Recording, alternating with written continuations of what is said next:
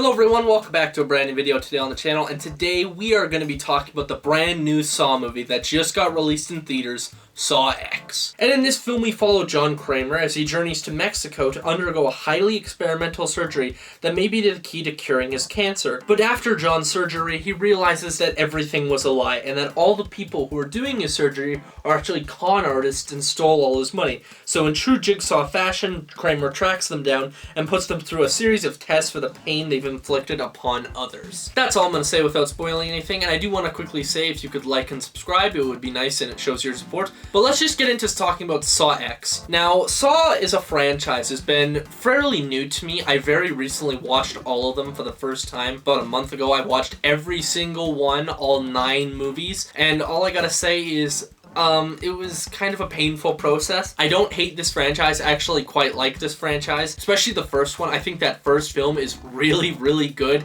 and the second film I think is okay at best, but everything past that is,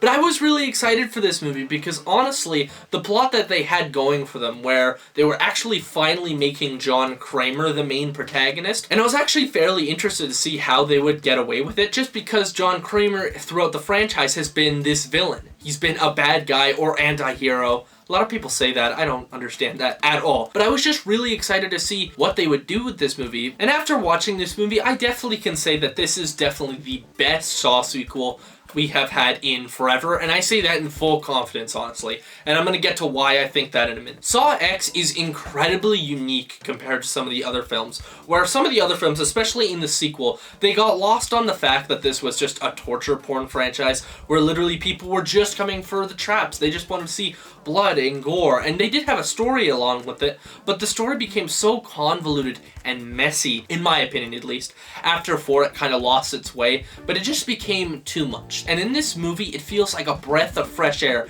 as they try to simplify this franchise, and they try to not actually focus on all that convoluted lore that the franchise has been known for, and they just choose to do their own thing with this movie. And that brings us to my first big point I want to make in terms of the positive with this movie, and that is John Kramer's story. In this movie, John Kramer is very much the main character. They played up to be in the trailers and all that, so it was no surprise, but he is the main character in this movie, which is insanely strange on paper just because he is the bad guy, which I am going to get to a little bit later, and that's why I have a couple problems with it.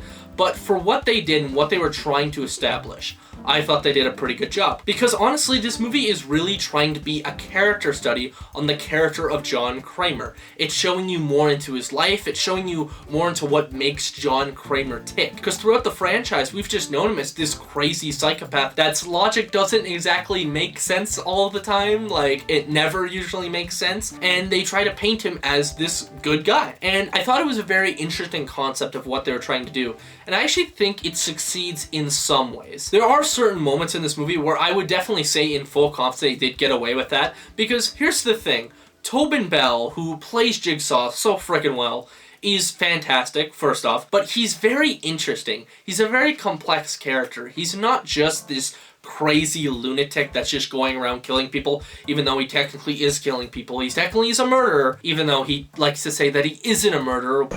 I've never murdered anyone in my life. The decisions are up to them. Yeah, well, putting a gun to someone's head and forcing them to pull the trigger is still murder. But the character is just a very complex and dynamic character. He's a terrible person, and he's awful, and you really shouldn't be rooting for him, even though they want you to root for him. But they try to, and it is pretty interesting. I like what they were doing and trying to explain why John Kramer has his ideology, and some of the morals he'll go through, and how far he'll go in his journey to, I guess, test people for the sins that they've caused and the pain they've caused on others. And it is interesting. Like, I genuinely thought what they did with John Kramer in this movie was pretty interesting. I thought it was definitely the best part of the movie. But along with that, that does bring on some problems, and some very easy problems that I kind of saw coming a mile away and was interested to see how they would get away with.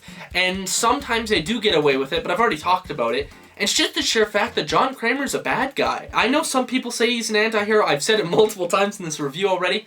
I don't get it, because this guy is a psychopath murderer. He puts random people in traps and just says, okay, so you gotta chop off your arm or you're gonna die, or we'll explode your head. So from a filmmaking point of view, it is quite difficult to make a character like that seem sympathizable, and definitely to put you on the route where you're trying to root for them the entire movie. Because they are terrible people. And in this movie, I think there's a really big problem, for me at least, that I don't really know who I'm supposed to get, I guess, attached to or be following throughout this movie. Because everyone is terrible in this movie. Everyone is a terrible, terrible, terrible person. The scam artists are awful. Amanda is a terrible person because she's done so much. John Kramer obviously is a murderer, even though he likes to say he's not.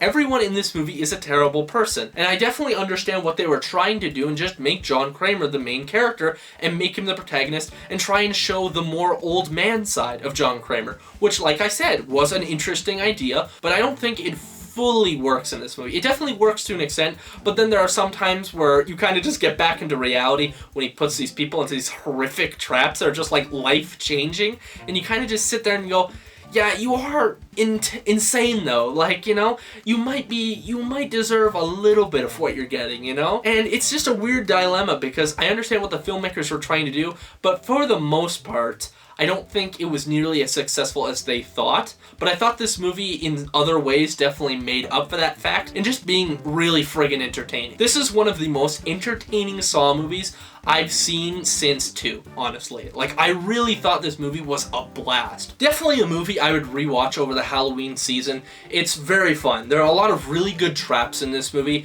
and I love how they finally go back to that practicalness that a lot of the original Saw movies had and how they just looked real. There was no special effects, there was none of that garbage. It was just good old practical gore and guts. And it looks great. It's always nice to watch a Saw movie during the Halloween season because it just gets you in the mood. And I honestly thought this movie was just a lot of fun from that fact alone. It was very entertaining and it kept me invested the entire movie because I like watching this sort of stuff. I'm not sick and twisted, you know, I just like watching. I'm not really making a good case for myself, actually. If someone wanted to send me to jail, they could repeat this clip. I'm gonna stop.